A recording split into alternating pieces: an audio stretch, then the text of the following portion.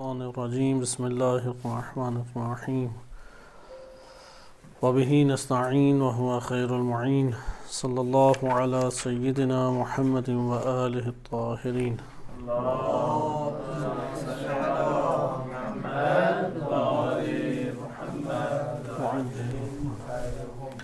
کتاب ولایت فقی، ولایت، فقاہت و عدالت، آیت اللہ العظمی جوادی عاملی حافظہ اللہ تعالیٰ کی کتاب ہے۔ اس میں فصل سوم آپ کی خدمت میں بیان کی جا رہی تھی، جس میں ولایت فقی کی ضرورت اور ولایت فقی کی ہونے کے اوپر ادلہ کا تذکرہ تھا۔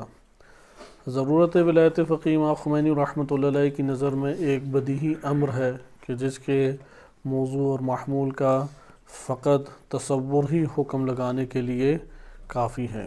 یعنی ولایت فقی کا صحیح آپ تصور کریں تو آپ خود اس کے تصور کرنے کے اوپر اس کے ضروری ہونے کا حکم لگائیں گے۔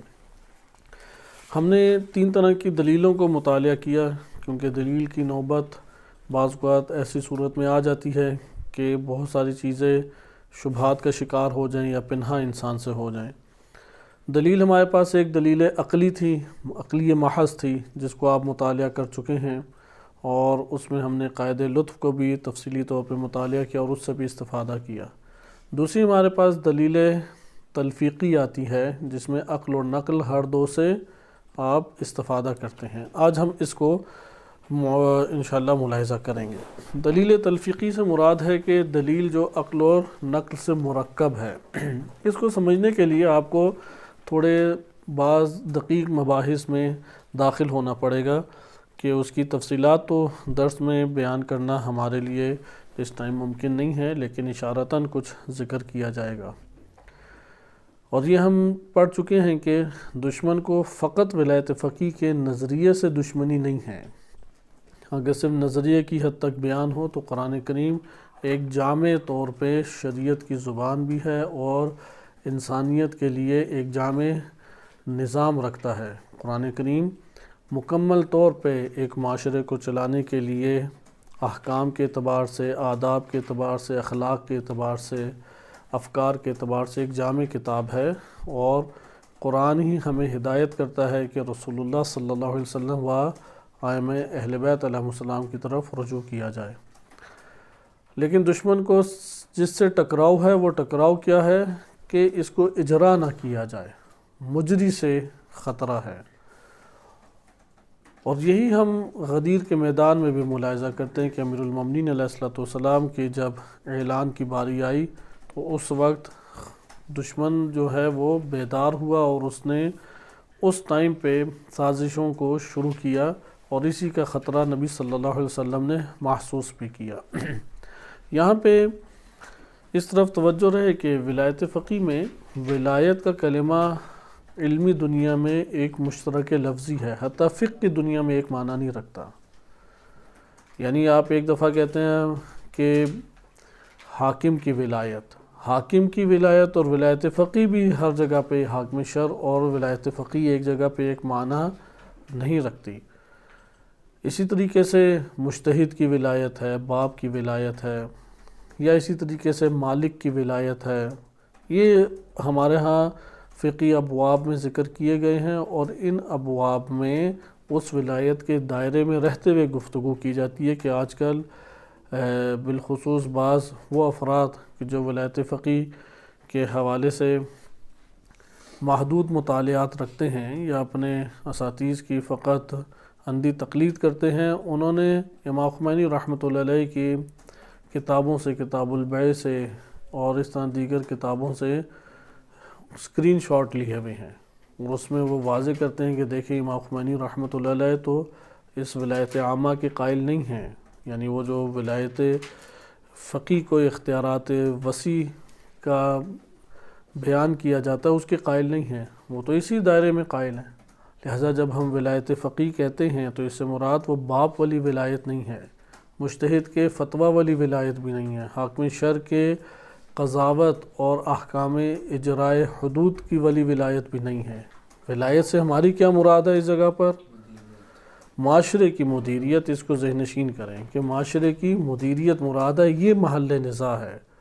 باپ کی ولایت میں تو محل نزاع نہیں ہے، مالک کی اپنے مال کے اوپر جو ولایت حاصل ہے وہ محل نزاع نہیں ہے، قضاوت کے اوپر جو قاضی کی ولایت ہے محل نزاع نہیں ہے، مفتی کی فتویٰ کے اوپر جو ولایت ہے محل نزاع نہیں ہے، مدیریت کے معنی میں کہ یہ وظیفہ فقی کا ہے یا نہیں، یا یہ ضرورت آج معاشرے کی ہے تو اس کو اجرا کرنا چاہیے یا نہیں، یہ ہمارے لیے مہم ہے۔ صحیح ہے، معاشرے کی، پورے معاشرے کی مدیریت، پورے معاشرے کو ادارہ کرنا، پورے معاشرے کو چلانا، معاشرے کے تمام اداروں کے اوپر حاکم بننا اور قوانین الہیہ کے توسط اور اس کے ذریعے سے ان اداروں کو چلانا۔ اداروں کے ذریعے سے معاشرہ چلتا ہے، بس حاکم قانون کے آلے کے ذریعے سے، قانون ایک آلے کی حیثیت رکھتا ہے، حکومت میں آ کے قدرت ایک ہاتھ میں لیتا ہے کہ قانون کو جاری کرے، اور پھر قانون کو جاری کر کے اداروں کو جاری کرتا ہے معاشرے کے اندر، اور اس طرح پورے کے پورا ریاست ہے وہ قانون کے تابع آتی ہے۔ اجرا کا مرحلہ سخت ہے، آسان نہیں ہے۔ جیسے بھی آپ ایران کے اندر دیکھ رہے ہیں کہ حجاب کا صرف اجرا کیا جا رہا ہے تو کس قدر انہیں مشکل پیش آ رہی ہے۔ یہی ہنگامے اس قدر بڑے پیمانے پہ پہلے بھی انہوں نے کرنے کی کوششیں کی ہیں، اگرچہ کامیاب پہلے نہیں ہوئے تھے کہ ابھی کامیاب کسی حد تک ہوئے، پہلے انہوں نے یہ کوششیں کی ہیں کہ جب قتل کی یعنی زنا اور نشہ آور چیزوں کے پکڑے جانے کے اوپر سزا برملا طور پہ دی جاتی تھی کہ ایک چوک کے اوپر پھانسی دے دی جاتی تھی اور لٹکائے رکھتے تھے چند دن، اور اس سے پھر خوف و ہراس اور ایک عبرت جو ہے وہ انسانی نفوس کے اوپر اثر انداز ہوتی تھی، تو اس کے اوپر بہت شور مچایا گیا، پروپیگنڈے کیے گئے، کلپس بنائے گئے، اور یہ خطرہ پڑ گیا کیونکہ پوری دنیا کا میڈیا ہے وہ حرکت کرتا ہے، ادھر عناصر کو اٹھایا جاتا ہے، اس کو ایشو بنایا جاتا ہے اس مسئلے کو، اور اس ایشو کو بنا کے پھر تظاہرات اور مظاہروں کی طرف لے آیا جاتا ہے، تو انہوں نے اسے انڈر گراؤنڈ کر دیا۔ لیکن اب ہر قانون کو تو انڈر گراؤنڈ نہیں کر سکتے، کیونکہ اس ٹائم عالم اسلام فحاشی کے ذریعے سے دسترس میں ہے طاغوت کی، استعمار کی، یعنی وہ سارے اعتقادات رکھتا ہے، مثلا امامت پہ بھی عقیدہ رکھتا ہے، ولایت فقی پہ بھی عقیدہ رکھتا ہے، جہاد پہ بھی عقیدہ رکھتا ہے، سارے اعتقادات رکھتا ہے، لیکن فحاشی کا شکار ہے، اندر سے فحاشی کا شکار ہے، عملاً کچھ بھی نہیں کر سکتا، اور اگر خدا نخواستہ ان کے ہاتھ میں چلا جائے، جیسے اس ٹائم یہی بڑا مسئلہ ہے، ابھی تو انہوں نے کئی ایسے سیریال بنا دیے کہ فی الحال ابھی چل بھی باز رہے ہیں کہ جس میں بتایا جاتا ہے کہ کس طریقے سے ایک دہشت گرد کو بناتے ہیں۔ دہشت گرد ہمیشہ اپنی زندگی کی ابتدائی ضروریات کے پورا کرنے کے لیے ان خائنین کے ساتھ تعلق قائم کرتا ہے، جب وہ تعلق قائم کر لے پھر اس کے ہاتھ سے نکلتے ہیں، کیونکہ وہ سب سے پہلے اس کی کمزوریوں کو پکڑتے ہیں، اس کے خانوادے کی تصویریں لے لیں گے، اس کے بعض جرائم کو اپنے ہاتھوں میں لے لیں گے، بلیک میل پھر کریں گے، اس کے گھر کے افراد کو اغوا کر لیں گے، بڑی قیمتیں اس کے لیے رکھیں گے، یہاں تک کہ یہ جو ابھی تظاہرات ہوئے اس میں جو ایک خاتون تھی، اس خاتون پولیس کے اوپر مسلسل حملے اس نے کیے، تو جب مسلسل حملے کیے 6 یا 7 دفعہ، اب انہوں نے پورے ویڈیو پوری ہے، چاقو چھوٹا سا ہے یا جو بھی آلہ اس کے پاس ہے، اس سے ایک ہی پولیس والے پہ 1 دفعہ حملہ، پھر دوسری دفعہ، تیسری، چوتھی، پانچویں، چھٹی دفعہ جب کیا تو پولیس والے نے بھی پکڑ کے مارا اسے، انہوں نے ساری ویڈیو کاٹ دی پولیس کے مارنے والی پکش کی، وہ پوری دنیا میں چلی۔ اب جب پولیس نے پکڑا تو پھر پولیس نے بتایا کہ اس خاتون نے پھر کیا بتایا کہ اس کا کوئی ماموں ہوتا ہے انگلینڈ میں، اس نے کہا کہ اگر انگلینڈ کا تمہیں ویزا چاہیے، ملیت، قومیت چاہیے، تو تم پولیس کو مار کے صرف ایک کلپ بنا دو اور ہمیں بھیج دو تو انگلینڈ کی نیشنلٹی مل جائے گی۔ تو وہ اسی چکروں میں اس نے نیشنلٹی کے چکروں میں پولیس کی پروار کیا۔ اسی طرح یہ خاتون ہے کہ جو اصل گینگ کی تھی، اس کو پکڑا، گھر تک رسائی حاصل کی، اب جب دیکھا کہ باہر آ چکی ہے پولیس تو بالکل برہنہ ہو کے باہر آ گئی اور محلے میں شور مچانے لگی، دیکھو میرے انہوں نے کپڑے پھاڑ دیے ہیں، میرے اوپر تشدد کرنے لگے ہیں، خوب شور مچایا۔ پولیس نے بھی بہرحال پکڑا، خواتین پولیس ساتھ ہوتی ہیں ان کے، پکڑ کے لے گئے اسے، اور پھر چونکہ ایک دفعہ پہنچ جائے تو پھر تو اسے باتیں نکلوا لیتے ہیں، وہ تو ہر ملک کی آج کل نکلوا لیتے ہیں، ان کے پاس بڑے تفصیلی طریقے ہیں کہ ہر سطح کی چٹان کو توڑنا انہیں آتا ہے۔ صرف اس خاتون سے انہوں نے ایران کے اندر 8 موساد کے اڈوں کو پکڑا ہے، 8 موساد کے، اسرائیلی انٹیلیجنس کے اڈے دریافت کیے، صرف 8 اڈے۔ اس سے آپ اندازہ لگائیں کہ دشمن جو ہے وہ کس طریقے سے سرایت کرتا ہے۔ اور یہاں پہ بھی ایک عجیب چیز ہے کہ اگر ہم یہی تجزیہ تحلیل کریں، اب وہ یہاں سے 30 سیکنڈ کا کلپ کاٹ دیں، پھر وائرل کریں، اور پھر کہیں دیکھیں یہ تو ایران کو ضعیف ثابت کر رہے ہیں کہ اندر اسرائیل رسوخ کر چکا ہے، اور پھر شخصیت کشی شروع کر دیں، پھر پروگرام بنانا، اس پروگرام ان کے خلاف کرنا شروع کر دیں، پھر پروپیگنڈے شروع کر دیں۔ یعنی واقعی کہ دشمن ایک باہر تو ہے، ایک اندر بھی دشمن ہمارے اس طور پہ نادان دشمن جسے کہتے ہیں، نادانی ان کو کھا گئی ہے، یا حسد ان کو کھا گیا کہ ایک بندہ اگر تجزیہ تحلیل کرتے ہوئے بیان، کیونکہ بالآخر اگر کسی کو بخار ہوا ہے تو اس کا یہ مطلب ہے کہ جراثیم صحت مند انسان کے اوپر غالب آئے ہیں۔ اگر اتنے بڑے واقعات ہو رہے ہیں تو اس کا مطلب ہے دشمن نے رسوخ کیا ہے۔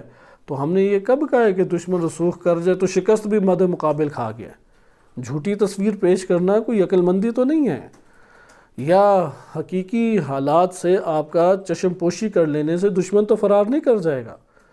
یا جیسے امام علی علیہ السلام کا نہج بلاغہ میں فرمان ہے کہ اگر تم سوئے رہو گے تو دشمن تو نہیں آنکھیں بند کر کے سو رہا، وہ تو پھر بھی حملہ کرے گا۔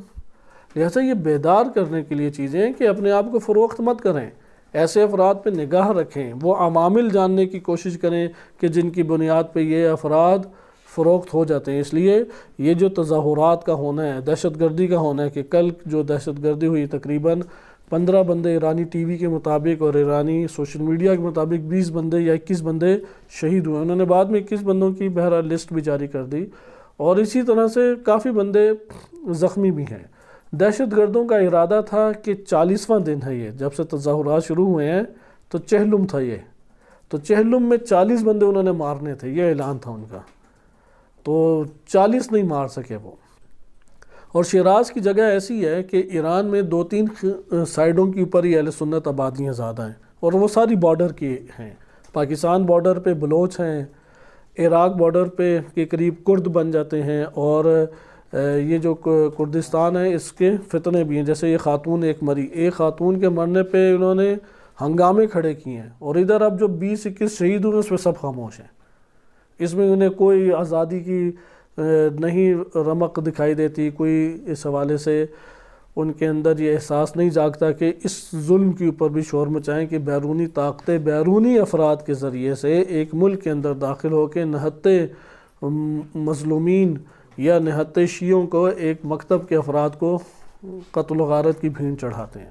اور آپ اس پہ تعجب کریں گے، صرف پوری دنیا میں ایک ہی مکتب کو مارا جاتا ہے، افغانستان ہو، پاکستان ہو، افریقہ ہو، حتیٰ کہ غرب ہو۔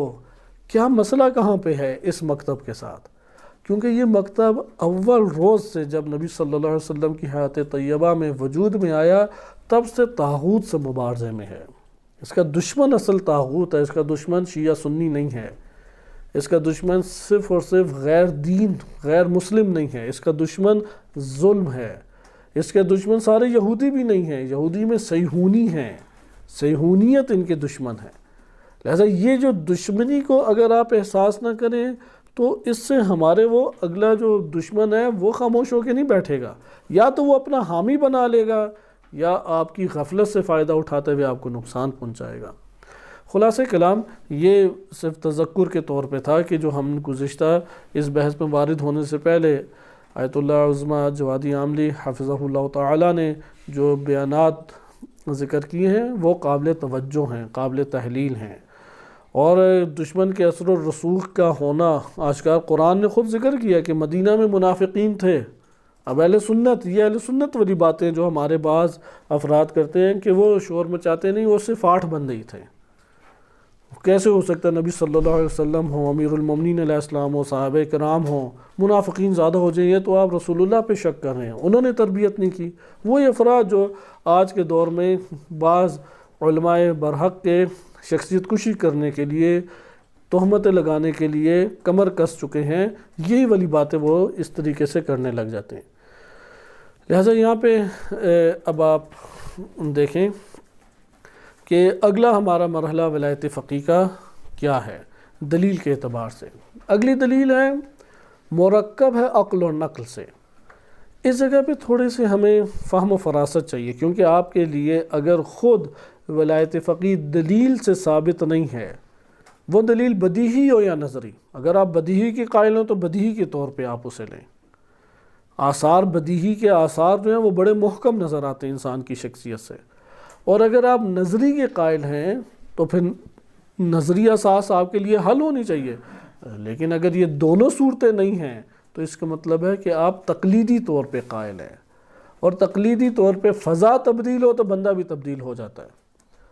اس ٹائم یہ والی مشکل سے دیندار طبقہ گزر رہا ہے، جسے آج کے دور میں انقلابی طبقہ کہا جاتا ہے، وہ اسی مشکل سے گزر رہا ہے۔ ولایت فقیہ کے معنی سے لے کے ولایت فقیہ کے اثبات تک، دلیل تک اس کے پاس معلومات ہی نہیں ہیں۔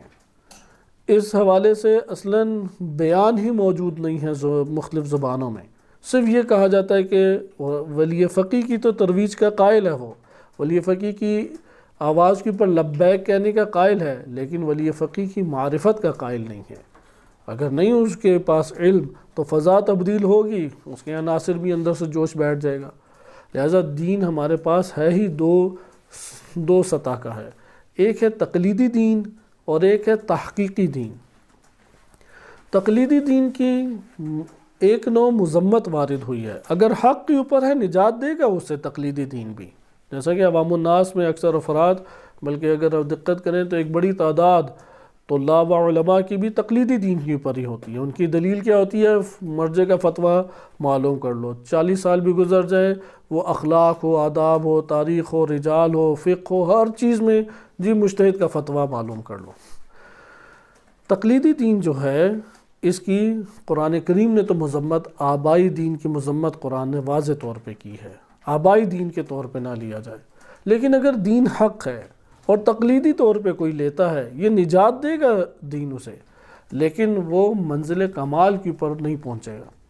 اس لیے آیت اللہ حسن زادہ عاملی رحمۃ اللہ علیہ کا ایک واقعہ بزرگ اساتذہ سناتے ہیں کہ وہ ایک دن بیٹھے ہوئے تھے اور سوچا کہ میں نے جو دین لیا ہے وہ تو سارا تقلیدی دین ہے، یا استاد کی وجہ سے مانا ہے، یا معاشرے کی وجہ سے مانا ہے، یا گھرانے کی وجہ سے مانا ہے۔ یہی تین اثر انداز ہوتے ہیں نا انسان کی زندگی میں، یا گھرانے کی وجہ سے میں معتقد ہوں، زیادہ تر اثر یہی ہوتا ہے۔ دوسرا کیا ہے؟ ادارے کی وجہ سے، استاد کی وجہ سے یہ میں نے قبول کیا ہے۔ اور تیسرا کیا ہے؟ معاشرے کی وجہ سے قبول کیا، معاشرے میں سارے اسی طریقے سے کرتے ہیں، ہم کیسے کہہ سکتے ہیں سارے یہ غلط ہے، علماء بھی یہی کر رہے ہیں، عوام بھی یہی کر رہی ہے تو یہ ٹھیک ہی ہوگا۔ تو کہتے ہیں کہ میں پھر اپنے اندر سے دین سے باہر آیا، یعنی اپنے طور پہ انہوں نے کہا کہ میں نے تحقیق شروع کی۔ مراد یہ نہیں ہے کہ میں نے نعوذ باللہ دین چھوڑ دیا، نہیں، مراد یہ ہے کہ میں نے اس تقلیدی دین کو اپنی جگہ پہ رکھا، لیکن تحقیق کے لیے اس کے اثرات کو اپنے قلب سے زائل کیا کہ کسی کا اثر میرے وجود پہ نہ قائم رہے۔ یہ ایک خود ریاضت والا عمل ہے کہ میرے آبائی اور میرے اساتذہ اور میرے معاشرے اس کی تاثیر کو ایک طرف کیا، ایک طرف کرنے کے بعد خالص ہو کے مذاہب کا مطالعہ کیا۔ کہتے ہیں دیکھا تو دین اسلام حق پر تھا، قبول کر لیا میں نے۔ اس کے بعد دیکھا دین اسلام کی ترجمانی اور تفسیر کرنے والے کئی مکاتب ہیں، مثلا شیعوں میں ہی دیکھ لیں، زیدی تفکر ہے، اسماعیلی تفکر ہے، شیعہ اثنا عشری تفکر ہے، اہل تسنن ہے، اہل حدیث ہیں، مالکی، شافعی، حنبلی، مختلف طرح کے مکاتب ہیں۔ کہتے ہیں میں اس کی تحقیق میں لگ گیا، ایک مدت تحقیق کی، اور میرے لیے ثابت ہوا کہ مکتبہ شیعہ اثنا عشری حق ہے، میں نے اس کو قبول کر لیا۔ کہا کہ میں دین سے نکل کے دوبارہ پھر دین میں داخل ہو گیا۔ یہ ہے کہ تقلیدی دین سے تحقیقی دین میں داخل ہونا کمال ہے۔ ولایت فقیہ بھی ابتدائی طور پہ اگر جزوی عقائدی ہمارے لیے ایک پہلو رکھتا ہے، ہم تحقیق کریں اسے، اور تحقیق کی زبان دلیل ہوتی ہے۔ لہٰذا یہ جو دلیل آپ کی خدمت میں دی جا رہی ہے، ممکن ہے کہ ہم جن کو مان رہے ہیں، جن بزرگان سے وابستہ ہیں، وہ کل کو ولایت فقیہ کے مخالف ہو جائیں، ہم ترک کر دیں گے؟ ترک نہیں کریں گے۔ توفیقات اللہ تعالیٰ سے اس بارے میں طلب کریں ہم۔ اب آئیں اس کے اندر دیکھیں عقل اور نقل سے کیا ادھر مراد ہے؟ ادھر سب سے پہلے یہ جو ترکیب ہے اس کی اور دلیل عقلی خالص میں فرق کرنا ہے۔ ہم علم فقہ میں دین کے منابع آیا عقل کے مقابلے میں دین ہے، یہ بعد میں دوبارہ سوال کی صورت میں آپ کی خدمت میں ابھار لوں، اسے اپنے مباحثے میں بار بار ابھارا کریں، یہ ذہن نشین نکتہ ہونا چاہیے۔ آیا عقل کے مقابلے میں دین ہے یا عقل کے مقابلے میں نقل ہے؟ کون سی بات درست ہے؟ نقل ہے عقل، وَإِلَّا دین ہر دو کو شامل ہے۔ عقلی دلیل بھی کیا ہے؟ دین ہے، دین کو بیان کر رہی ہے، حجت ہے ہمارے لیے، اور نقل بھی ہمارے لیے دین ہے اور حجت ہے۔ بس عقل اگر مستقل طور کے اوپر حکم لگائے اور کسی قسم کی مدد نقل سے نہ لے، آیات اور روایات سے مدد نہ لے، مستقل طور پہ بذات خود بے نفس ہی وہ حکم لگاتی ہے ایک شے کا، تو اس کو کہتے ہیں دلیل عقلی خالص۔ اس کا کیا نام دیتے ہیں؟ دلیل عقلی خالص۔ دلیل عقلی خالص کی اساس کے اوپر ہم عقائد میں تو احکام لیتے ہی ہیں، احکام عقائدی، احکام فکری۔ اسی طریقے سے احکام شریعہ میں بھی ہم بعض احکام لیتے ہیں، جیسے حرمت ظلم۔ حرمت ظلم عقل تنہا مستقل طور پہ اس کو لے سکتی ہے کہ بھائی ظالم جو ہے اس کو حمایت نہیں ہونی چاہیے، حرام ہے ظلم کرنا۔ اسی طرح مستقل طور پہ عقل فقہ میں آ کے حکم لگاتی ہے۔ کیا حکم لگاتی ہے؟ ایک بندہ اگر ایک عمل کو انجام دینے سے عاجز ہے، ممکن نہیں عمل انجام دے سکے، اس کے اوپر اس کی انجام دہی واجب بھی نہیں ہے۔ ادھر اب ضروری نہیں ہے کہ ہم کہیں سے کوئی بیان آیت یا روایت سے لے کے آئیں کہ جس میں ہو کہ ایک شخص ہے کہ جو بے ہوش پڑا ہوا ہے اور آپ کہ نہیں روزہ اس پر واجب تھا، اور اس کے اوپر پھر آپ کوئی حکم جاری کر دیں کہ یہ تو ہے ہی فاسق، کیونکہ دیکھو روزہ ہی نہیں رکھا اس نے اٹھ کے، یا روزے میں فلاں فلاں اس نے ایسے کام کی جو مبطلات روزہ میں سے ہیں۔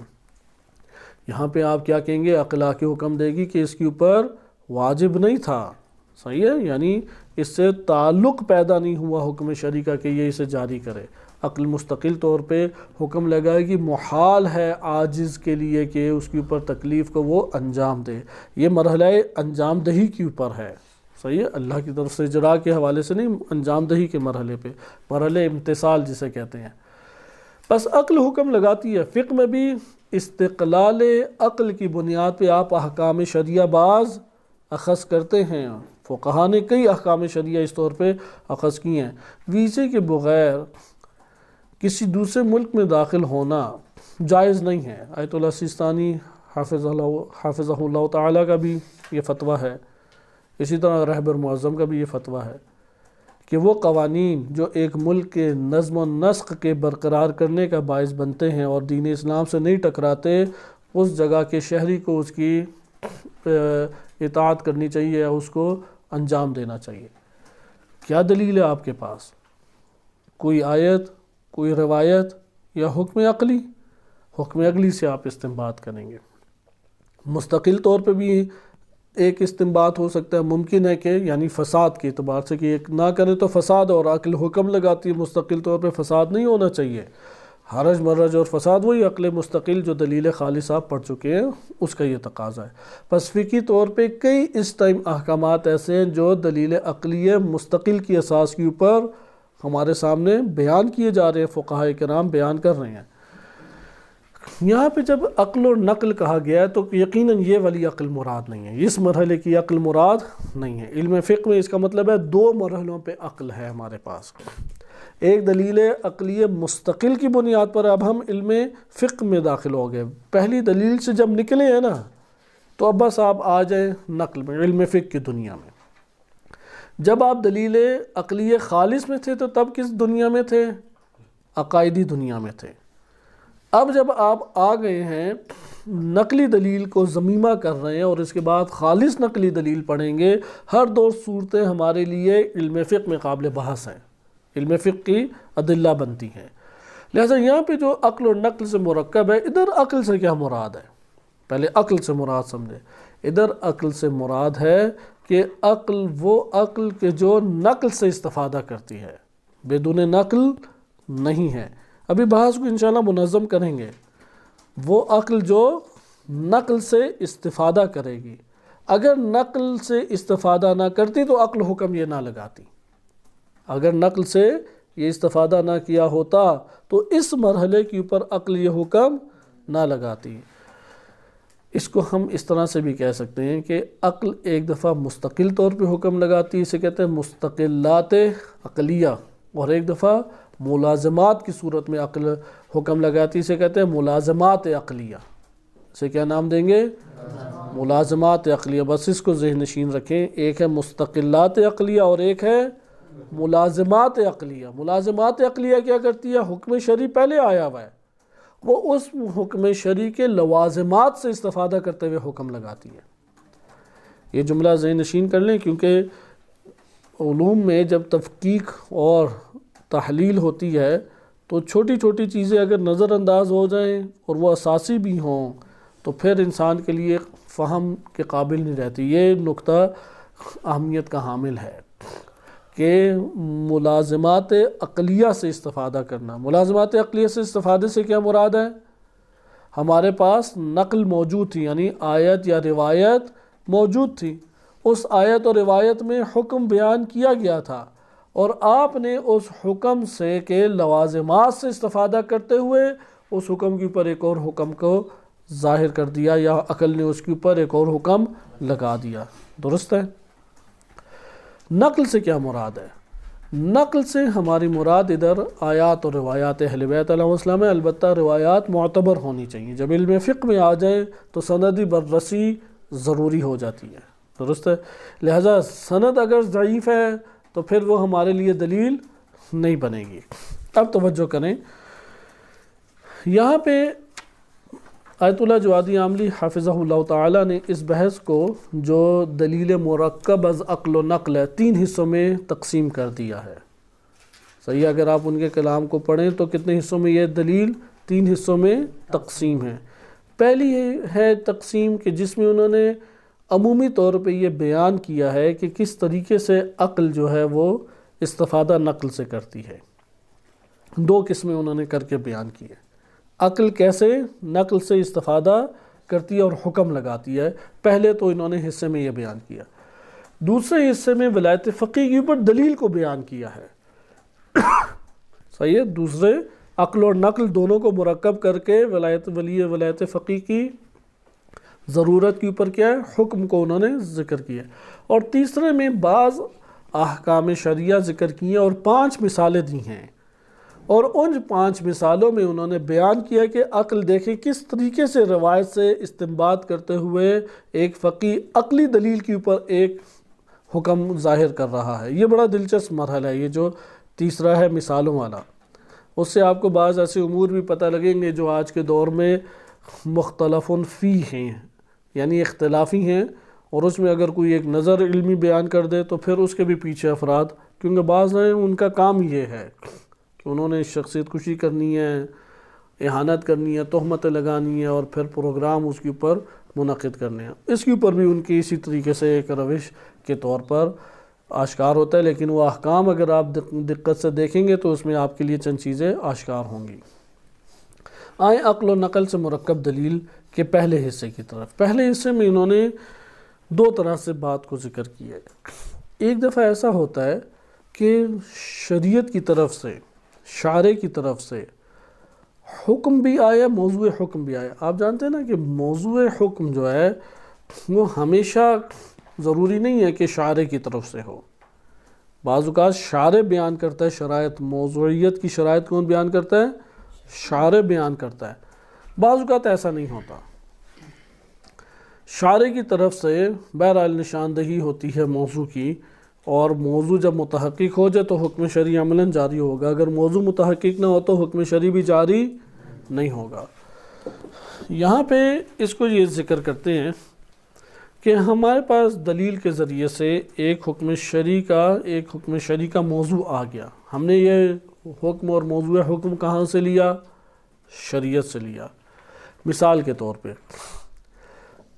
موضوع حکم میں شرائط آتی ہیں یا نہیں آتی؟ نماز کا حکم شرعی ہے، یعنی اقیم الصلاۃ حکم شرعی ہے.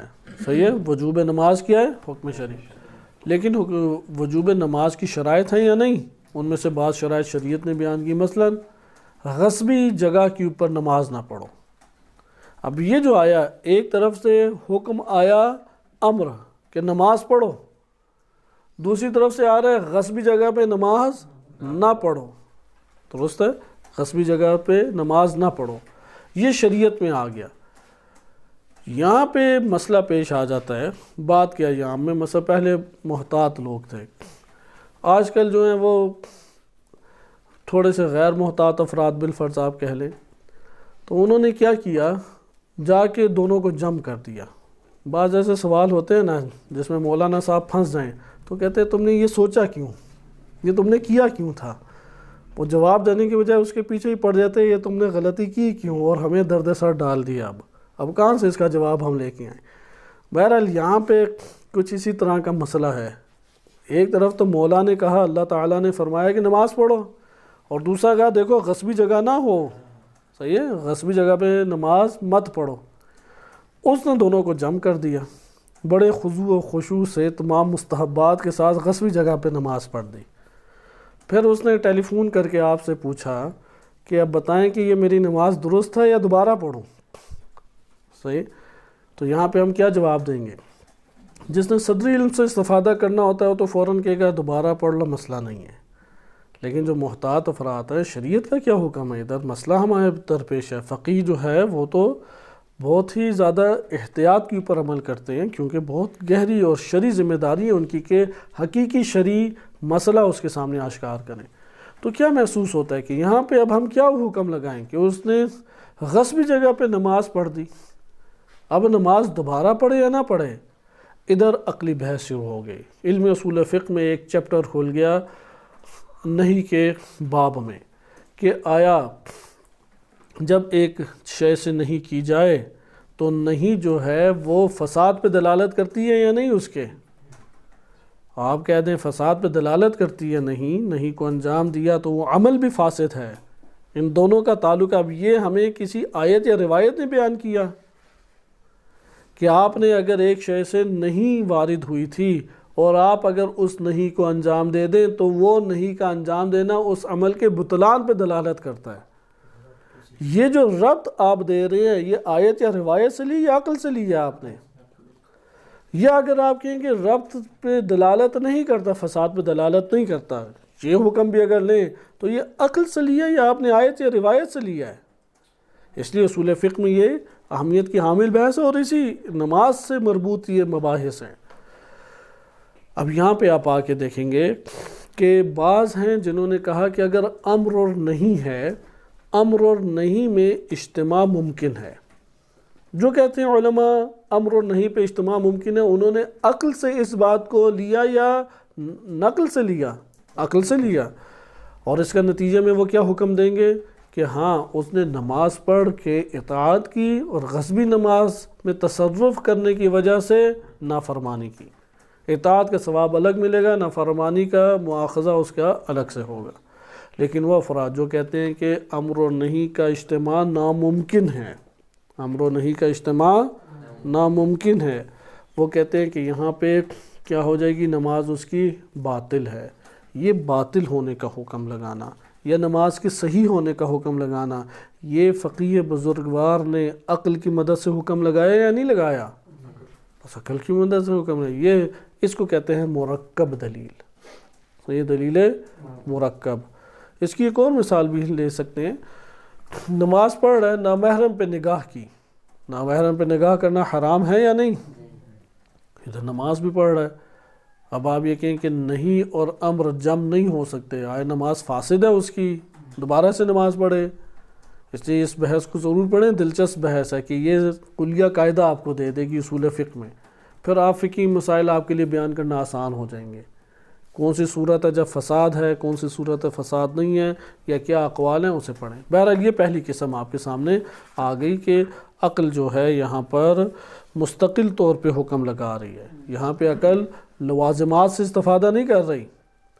حکم موضوع آشکار ہوا، صحیح ہے، یعنی موضوع حکم آشکار ہوا، جیسے حکم شرعی کا پتہ لگا اس کے موضوع کا پتہ لگا، عقل نے فوراً حکم ایک لگا دیا، درست ہے؟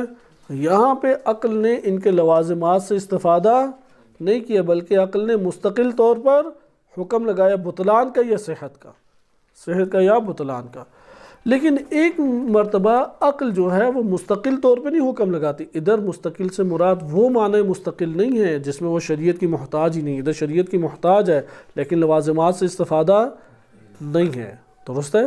یعنی آپ جو دلیل عقل و نقل کی ترکیب لائیں گے نا، وہ دو طرح سے ترکیب سامنے آتی ہے، اس کو توجہ سے دیکھیں۔ عقل و نقل سے جو ترکیب پائے وہ کس طرح سے سامنے آتی ہے؟ دو طرح سے سامنے آتی ہے۔ ایک دفعہ نقل کا سہارا لیتی ہے عقل، لیکن مستقل ہو کے حکم لگا دیتی ہے، ڈائریکٹ حکم شرعی سے استفادہ کرتی ہے اور اس حکم شرعی کے موضوع کے اوپر حکم لگا دیتی ہے۔ لیکن ایک دفعہ حکم شرعی اور اس کے موضوع کے لوازمات سے استفادہ کرتی ہے۔ پہلی مثال تو آپ نے دیکھ لی کہ حکم شرعی جب آیا تو اس حکم شرعی کی نوعیت کو دیکھ کے عقل نے صحت یا بطلان کا حکم لگا دیا مستقل طور پہ، درست ہے؟ لیکن نقل کے ساتھ ضمیمہ ہوا، چونکہ نقل سے ضمیمہ اس لیے مرکب ہے۔ ہم نے جو دلیل عقلی خالص پڑھی تھی اس میں اصلاً عقل کا ضمیمہ موجود نہیں تھا، درست ہے؟ یہاں پہ ضمیمہ موجود ہے نقل کا۔ نمبر دو، ملازمات سے کیسے استفادہ ہے کہ یہاں پہ بھی نقل آئی، موضوع اور حکم شرعی آیا، قرآن کریم نے واضح طور پہ آ کے بیان کیا لا تقل لہم اف، انہیں اف تک نہ کہو، صحیح ہے؟ اف کے بارے میں بعض احادیث میں اس طرح سے وارد ہوا ہے کہ اگر وہ تمہیں بڑھاپے میں پہنچ جائیں، البتہ یہ حکم بڑھاپے کے ساتھ خاص ہے، کل زندگی میں نہیں، بڑھاپے تک پہنچ جائیں اور آپ کو برا بھلا کہیں، گالم گلوچ کریں، ناانصافی کا آپ کو احساس ہو، یار میرے بچوں سے تو یہ ملتے ہی نہیں ہے، میرے بھائی کے بچوں سے بڑا یہ محبت والدین کرتے ہیں، لگتا ہے میں شاید ان کا سگا بیٹا ہی نہیں ہوں۔ مختلف احساسات ابھر آتے ہیں نا، یہ خاندانوں کے جھگڑے ہیں کہ فلاں بیٹے کو تو بڑے پیسے دیتے ہیں، میری باری آتی ہے تو گھر میں دال بھی نہیں کھلاتے، اشکالات بہت سارے ابھر سکتے ہیں۔ اگر کوئی ایسا تقاضا ابھرے تو کہتے ہیں کہ اف تک، یعنی اپنے دل میں بھی ان کے بارے میں برائی کا نہ سوچو، شکوہ نہ لانے دو۔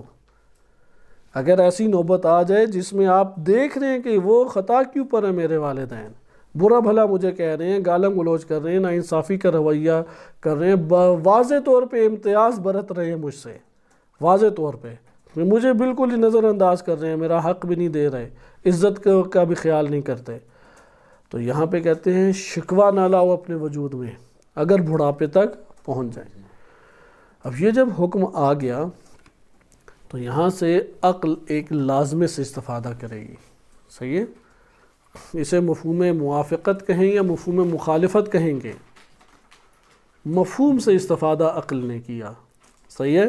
اور وہ کیا کہا کہ اف تک نہ کہو، تو یہاں پہ کہا کہ ان کو پھر مارنا بدرجہ اولا منع ہے یا نہیں؟ اسے یہ خوب مارے، منہ سے کچھ نہ کہ، کیونکہ قرآن نے تو کہا تھا لا تقل لہما اف، تو یہاں پہ ہم کہیں گے کہ بھائی بے درجہ اولا مارنا کیا ہے؟ ممنوع ہے، بے درجہ اولا ممنوع ہے۔ یہ جو بے درجہ اولا ممنوع آیا ہے یہ کس نے استفادہ کیا؟ کوئی آیت اور روایت نے آگے بتایا یا یہ عقل سے آپ نے استفادہ کیا؟ اس لیے جب آپ یہ بحث پڑھتے ہیں مفہوم مخالفت مفہوم موافقت تو اس جگہ پہ اسی سے استفادہ کیا جاتا ہے۔ یہ دو باتیں آپ کے لیے ہو گئی، یہاں پہ ملازمات عقلیہ سے استفادہ کیا، اور آپ نے کہا کہ ملازمات عقلیہ سے ہمیں یہ معلوم ہوا کہ اگر اف تک کہنا منع ہے تو پھر ممکن نہیں ہے کہ انہیں مارا جا سکے۔ یہاں پہ وہ کہتے ہیں کہ بس آپ نے ان دو مثالوں پہ غور کرنا ہے، مستقلات عقلیہ کی مثال کیا ہے، حرمت ظلم۔ مستقلات عقلیہ اگر وہ ضمیمہ نقل سے ہو رہا ہے تو دلیل عقلی و نقلی مرکب ہے، تلفیقی ہے، لیکن دلیل یہاں پہ عقل مستقل ہے۔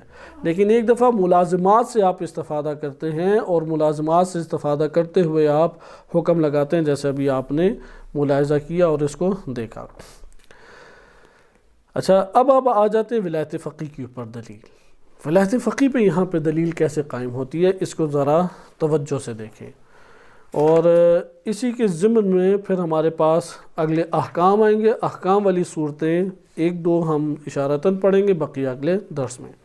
ولایت فقی میں پہلا مطلب دلیل نقلی سے، کیونکہ بالآخر یہ آیات اور روایات سے ثابت ہونا چاہیے. آیا آیات اور روایات سے یہ ثابت ہوتا ہے یا نہیں ہوتا؟ دین اسلام تا قیامت آنے والے بشر اور اس کے معاشروں کی مدیریت کی اور اس کے مسائل کے حل کرنے کی صلاحیت رکھتا ہے. یہ ہے یا نہیں آیات اور روایات سے؟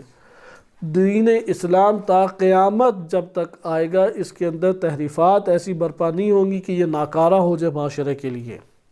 یہ آیات یا روایات سے ثابت ہوتا ہے یا نہیں؟ شریعت محمدی صلی اللہ علیہ وسلم تا قیامت کے لیے. نمبر 3، دلیل نقلی سے یہ ثابت ہوتا ہے یا نہیں ہوتا کہ دین اسلام وہ اس کے احکام، اس کے قوانین اور اس کے احکام شرعیہ یہ سارے کے سارے عصر غیبت کے لیے بھی ہیں، بالکل اس طرح کے عصر غیبت سے پہلے جو زمانہ امامت تھا اس کے لیے بھی تھے. دونوں کے لیے ہیں یا نہیں؟ مثلا کوئی کہے کہ میں نماز نہیں پڑھتا، پوچھیں وجہ کیا ہے؟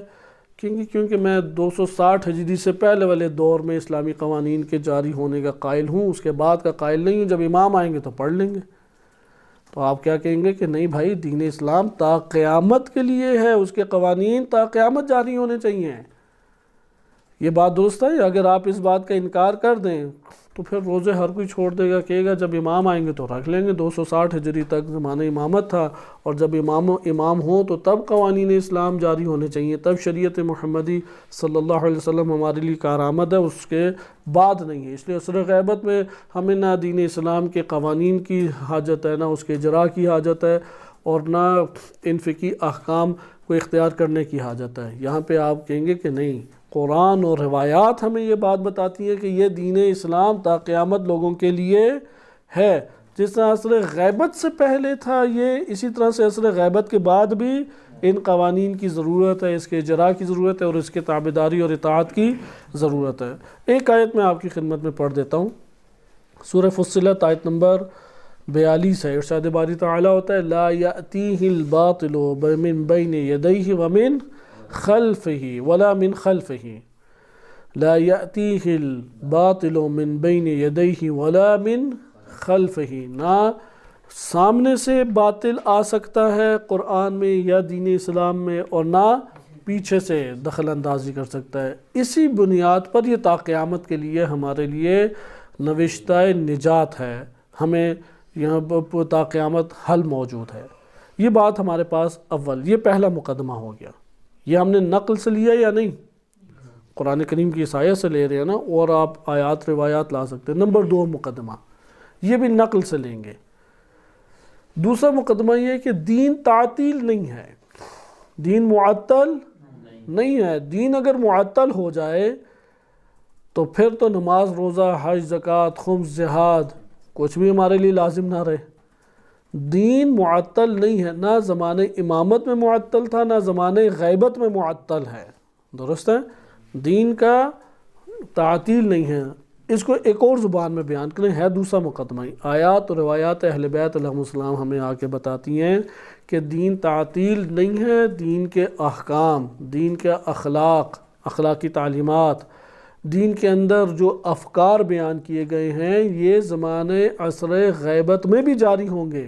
وَإِلَّا آج ایک بندہ کہے کہ نہیں یار میں امامت کو نہیں مانتا، کون اتنی اطاعت کرے؟ ہاں جب امام آئیں گے تو مان لوں گا، کیونکہ دین معطل ہے، افکار دین ابھی معطل ہیں، احکام دین معطل ہیں، اخلاق دین معطل ہیں. دین تعطیل نہیں ہے. دین کو تعطیل کرنا دین کے انکار کرنے کے مترادف ہے. آیات روایات واضح طور پہ ہمارے پاس کلی طور پہ بھی آیات و روایات بتاتی ہیں اور جزوی طور پہ بھی بتاتی ہیں. مثلا نماز پڑھو، روزہ رکھو، والدین کی اطاعت کرو، ہمسائے کے حقوق ادا کرو، ظلم و ستم نہ کرو، فلاں جرم کوئی انجام دیتے تو فلاں اس کے مسائل ہیں. مثلا کوئی کسی کا مال لے کے بھاگ گیا اور پکڑا گیا، ضروری ہے کہ وہ مال اسے واپس کیا جائے. کسی نے کسی کو مار دیا، اس کا بازو ٹوٹ گیا تو اتنی وہ مثلا دیت دے. یہ سارے احکام شریعت نے بیان کیے ہیں. تو یہ کیا زمانہ امامت تک تھے، عصر امامت، یا عصر غیبت میں بھی جاری ہوں گے؟ عصر غیبت میں بھی جاری ہیں. یہ دوسری نقلی دلیل آگے. بس نقلی دلیل اس مورد میں، یہ دونوں موارد میں کلی طور پر بھی ہے، جزوی طور پر بھی ہے.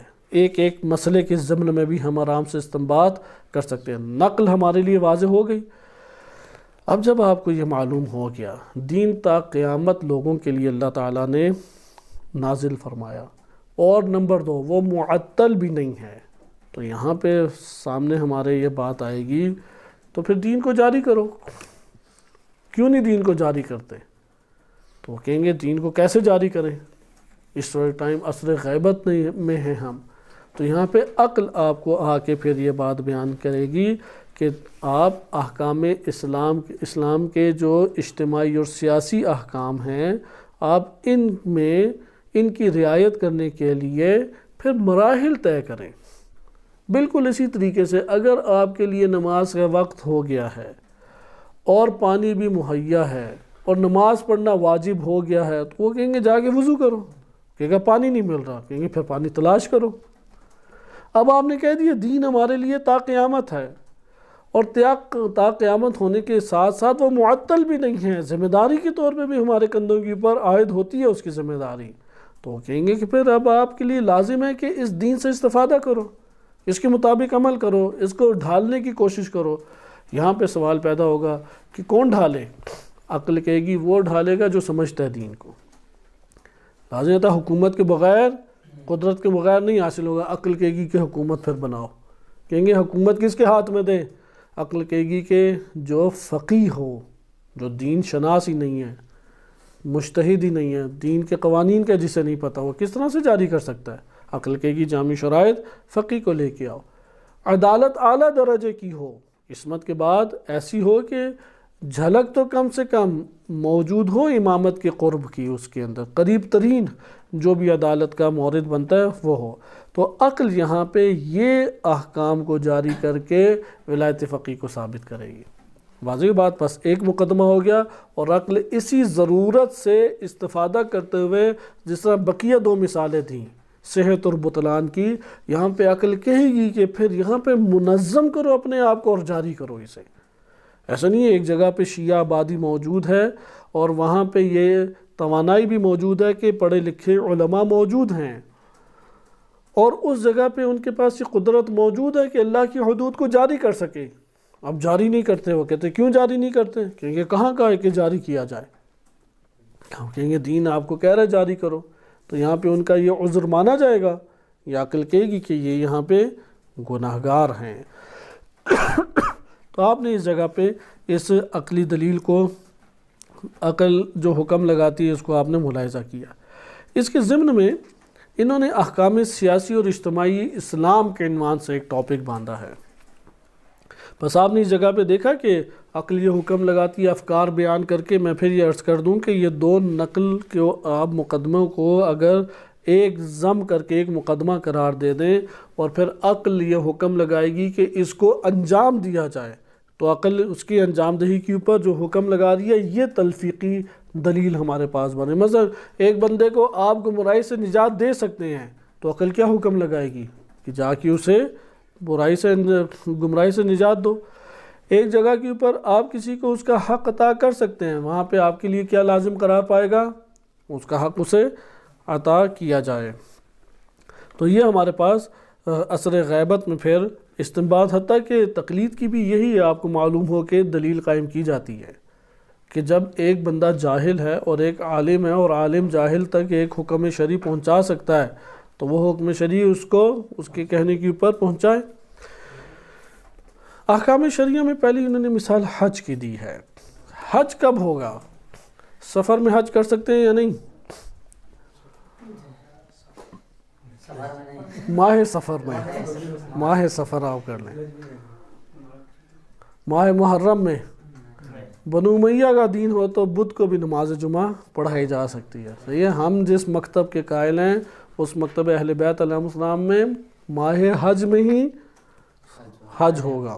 انہوں نے تھوڑی طولانی اس کو بات کی ہے اور احادیث لائی ہیں، ہم ایک ہی مثال کو تھوڑا طولانی پڑھیں گے اور وہ بھی اگلے درس میں، لیکن صرف جو لب لباب ہے وہ میں آپ کی خدمت میں ذکر کر دیتا ہوں، کیونکہ حج کا موضوع ایک طولانی ہے اور احادیث بھی کثیر ہیں۔ بعض ایسے ابواب ہیں کہ احادیث کثیر ہونے کی وجہ سے استنباط کا دار مدار زیادہ تر نص کے اوپر یا نصوص کے اوپر ہی موجود ہے۔ اب جب دین اسلام نے کہا کہ حج لازم ہے، قرآن کریم میں بھی واضح طور پہ حج کے احکام تفصیلی آئی ہیں، اور احادیث مبارکہ میں بہت تفصیل سے آئے ہیں۔ حج کی 3 قسمیں وارد ہوئی ہیں، جو مکہ سے دور رہتے ہیں، مکہ کے دائرے میں ہیں، اور اس طرح سے مختلف ہیں ہمارے پاس۔ پھر حج کے مناسک کا تذکرہ ہے، جیسے مکہ سے جو دور رہتے ہیں، مثلا 92 کلومیٹر غالباً دور، ان کے لیے حج تمتع لازم ہے۔ حج تمتع کے پھر مناسک ہیں، 2 بڑے گروہ بن جاتے ہیں اعمال کے۔ ایک بنام عمرہ حج ہے، حج کا عمرہ، صحیح ہے، اس کے 5 رکن ہیں، اور ایک بنام بذات خود عمل حج ہے۔ عمل حج کا آغاز ہوتا ہے مثلا 8 ذی الحج کے بعد، شب کو سفر کرتے ہیں آپ 8 ذی الحج، مغرب گزرنے کے بعد ظہر کے ٹائم آپ نے میدان عرفات میں ہونا ہے، پھر میدان عرفات سے مشعر الحرام یعنی مزدلفہ میں، اور اس کے بعد پھر منی میں، اور پھر آگے وہی مناسک ہیں۔ یہاں پہ سوال یہ پیدا ہوتا ہے، یہ سارے اعمال آپ جو حج کا عمرہ ہے، ایک عمرہ جو حج سے ہٹ کر ہے، وہ تو کبھی بھی آپ کر سکتے ہیں۔ حج کا عمرہ کب شروع ہوگا؟ جب پہلی ذی الحج ہو جائے گی۔ جب پہلی ذی الحج ہو جائے تو آپ حج کا عمرہ کر لیں، پھر مکہ نہیں چھوڑ سکتے۔ اس لیے حاجی حضرات کیا کرتے ہیں، وہ حج کا عمرہ جو ہے وہ چونکہ آپ کو 9 ذی الحج کو میدان عرفات میں ہونا ضروری ہے، اور احرام باندھ لینا دوبارہ ضروری ہے اس کے لیے، اعمال حج کے لیے، لہٰذا 8 ذی الحج تک آپ نے عمرہ حج کر لینا ہے۔ تو حاجی حضرات یہ کرتے ہیں کہ وہ عمرہ کر لیتے ہیں 6 ذی الحج کو یا 7 ذی الحج کو، کیونکہ اس کے بعد آپ مکہ سے باہر نہیں جا سکتے، آزاد رکھتے ہیں۔ لیکن بالآخر جو بھی ہو، حج کا آغاز کب ہوگا؟ جب 1 ذی الحج ہوگا۔ 1 ذی الحج جو ہے وہ کیلنڈر کے مطابق ہے یا حضرت چاند پر موقوف ہے؟ کیونکہ چاند بھی ہے نا، وہ غائب ہو جاتا ہے، ظاہر ہوتا ہے، پھر غائب ہوتا ہے، پھر ظاہر ہوتا ہے۔ اگر 30 دن ہو جائے تو ٹینشن نہیں ہے، کیونکہ 31واں دن ہوتا ہے یا نہیں ہوتا، پکی تحقیق ہے نا، 30 دن 31واں دن نہیں ہوتا، 30 دن ہو جائے تو پورا۔ 29ویں دن شک ہے، اگر چاند نکل آئے تو ہوگا، اگر چاند نہ نکلے 30واں دن ہوگا۔ شک میں آپ کس کے اوپر جائیں گے؟ چاند نکلا یا نہیں نکلا؟ چاند نہیں نکلا، استصحاب کو مثلا جاری کریں کہ نہیں نکلا تھا تو ابھی بھی، پہلے تو نہیں تھا نکلا ہوا، اب نہیں پتہ لگا تو نہیں نکلا۔ یہاں پہ مسئلہ پیش آ جاتا ہے، بالآخر حج کے لیے سفر کرنا پڑتا ہے، اہتمام بہت بڑا ہے، دین اسلام کی اجتماعی عبادت ہے، ایک فرد کی تو عبادت نہیں ہے نا، یہ اجتماعی عبادت ہے۔ ادھر تو چاند کا اعلان کرنا ایک بڑی بات بن جاتی ہے، اب ہر بندہ صحراؤں میں جا کے تو نہیں چاند دیکھ سکتا، کیا کرے وہ بیچارہ۔ تو یہاں پہ وہ کہتے ہیں، ہمارے پاس روایات اس طریقے سے آئی ہیں کہ یہاں پہ جو امام ہے وہ اعلان کرے گا۔ یہ جو مراجع تقلید اعلان کرتے ہیں اس کی بھی بنیادی وجہ یہی ہے، کیونکہ امامت نائب قرار دیتے ہیں نا، تو وہ پھر اعلان کرتے ہیں ہر کوئی۔ البتہ ولایت فقیہ کی ادلہ کو دیکھیں تو یہ عہدہ ولی فقیہ کے اوپر انہیں چھوڑ دینا چاہیے، کیونکہ نظام امامت کا جو سلسلہ عقلائی طور پہ بنتا ہے وہ یہی ہے کہ جب امامت میں نیابت ہے تو امام جب واحد ہے تو اس کی نیابت میں بھی ایک ہی نائب آئے گا نا، اس نائب کو جامع ہونا چاہیے۔ بہرحال آہستہ آہستہ یہ کثرت وحدت کی طرف پلٹ رہی ہے، آہستہ آہستہ جامع شخصیات انشاءاللہ معاشرے میں جنم لیں گی اور یہ آ جائے گا، کیونکہ ابھی تفکیک ہو گئی، آہستہ آہستہ یہ رشد ہوا ہے فکری طور پہ۔ پہلے تو یہ مرجعیت کا بھی مرکز موجود نہیں تھا، قضاوت تو ابھی بھی موجود نہیں ہے، تو یہ مرجعیت کا جو مرکز ہے یہی ہمیں ملا ہے تقریباً 700-800 سال بعد، تو اس نے 300-400 سال میں ترقی کر کے یہ صورت اختیار کی ہے، تو یہ بھی انشاءاللہ تعالیٰ آہستہ آہستہ مزید ترقی کرے گا۔ تو بہرحال وظیفہ کس کا ہے اس صورت میں اگر شک ہو جائے کہ چاند ہے یا نہیں؟ روایت یہاں پہ بتاتی ہے کہ یہاں پہ وظیفہ امام کا ہے، بس نقل نے آ کے کیا بتایا؟ حج واجب ہے۔ نقل نے آپ کو یہ بتایا کہ حج کے لیے اگر چاند نظر نہیں آ رہا تو 2 شاہد لائے جائیں، جیسے انہوں نے روایت بیان کی، اس روایت کے اوپر اختتام کرتے ہیں کہ محمد بن قیس سے یہ نقل ہے، امام باقر علیہ السلام فرماتے ہیں اذا شہد عند الامام شاہدان، اگر امام کے سامنے دو آ کے گواہی دے دیں، انہما رأى الحلال، انہوں نے ہلال کو دیکھا ہے، ہلال انہوں نے ہلال کو دیکھا ہے۔ ہلال کسے کہتے ہیں؟ چاند۔ آج کل ہلال احمر فوراً ذہن میں آتا ہے، اصل ہے پہلی تاریخ کا چاند، دوسری بھی نہیں، تیسری بھی نہیں، پہلی تاریخ کے چاند کو کیا کہتے ہیں؟ ہلال۔ منذ 30 یوماً، کہ 30 دن کے لیے جو مدت ہوتی ہے اس کو جاننے کے لیے، تو امر الامام بافطار ذلک الیوم، تو وہ اس دن، اگر 30واں دن ہے نا، منذ 30، 30ویں دن چڑھ چکا ہے، دن روزے کا دن ہے، روزہ رکھا ہوا ہے، دو گواہ آئے امام کے پاس، آ کے گواہی دی کہ ہم نے خود ہلال دیکھا تھا، تو یہاں پہ امام کیا حکم دیں گے؟ سارے لوگ کیا کریں؟ روزہ کھول لیں۔ یہ کب ہے؟ اذا کان شہدہ قبل زوال الشمس، نماز ظہر کے وقت سے پہلے یہ گواہی دی، تب امام حکم دیں گے۔ وَإِن شَهِدَ بعد زوال الشمس، اگر ظہر کے وقت کے بعد آ کے ان دو گواہوں نے گواہی دی، امر الامام فی افطار ذلک الیوم واخر الصلاۃ الی الغد فیصلی بہم، کیونکہ نماز عید کا بھی تو اہتمام ہوگا اس میں، تو امام علیہ السلام حکم دیں گے کہ آج کے دن کا روزہ کھول لو، لیکن نماز کو اگلے دن مؤخر کر دیں گے، نماز کا تو ٹائم گزر گیا، نماز ظہر سے پہلے اب زوال کے اس میں فیصلی بہم، پھر امام کے ان لوگوں کو پھر نماز پڑھائے گا۔ اب یہ ہمارے پاس روایت سندی طور پہ انہوں نے تھوڑی سی گفتگو کی ہے آیت اللہ جوادی عاملی حافظہ اللہ تعالیٰ کے، اس کے مطابق یہ کیا ہے؟ صحیح سند روایت ہے، اور اس میں ایک دو راویوں کے پر بہرحال سلسلہ سند کے پر اختلاف ہے، لیکن ان کے مبنی کے تحت یہ صحیح سند روایت ہے۔ یہاں پہ یہ کہتے ہیں کہ اس جگہ پہ آپ دیکھیں کہ حکم حج کا جو ہمارے پاس حکم آ رہا ہے اور روزے کا جو حکم آ رہا ہے، یہاں پہ تلفیق موجود ہے۔ کس طریقے سے؟ حج کا حکم اور روزے کے افطار کا حکم، کہ اگر دو شاہد آ رہے ہیں ان کی بات کو قبول کیا گیا اور اس کی اساس کے اوپر حکم لگا دیا گیا۔ یہاں پہ یہ بیان کرتے ہیں جو نقطہ ملحوظ رکھنے والا ہے، اگر حال شک میں مکلف کی تکلیف کو کون معین کرے گا؟ عقل کیا کہتی ہے یہاں پہ ان احادیث سے استفادہ کرتے ہوئے؟ کیونکہ امام کا شاہد کے طور پہ بات لینا اور ان شاہد کی بات سے افطار کا حکم دے دینا، یہ تو شریعت ہی ہے، کیونکہ شارع کی طرف سے امام معصوم کی اطاعت واجب ہے، امام معصوم کی اطاعت کرتے ہوئے ہم اسے نقلی قرار دیں گے۔ اب آپ نے یہ دو قسم کی حدیثوں کو یا آیات کو دیکھا، آیات کا ایک مجموعہ ہے کہ حج انجام دو، نمبر 2 روایات کا ہمارے پاس مجموعہ آ گیا جس میں ہلال کے تعین کی ذمہ داری کس کے اوپر عائد ہو رہی ہے؟ امام معصوم پر۔ ان دونوں کو آج کے عصر غیبت میں جوڑتے ہوئے اگر شک کا عالم ہو جائے تو یہاں پہ عقل کیا حکم لگاتی ہے؟ مرجع تقلید کو معین تکلیف کرنی چاہیے مکلف کے لیے یا نہیں؟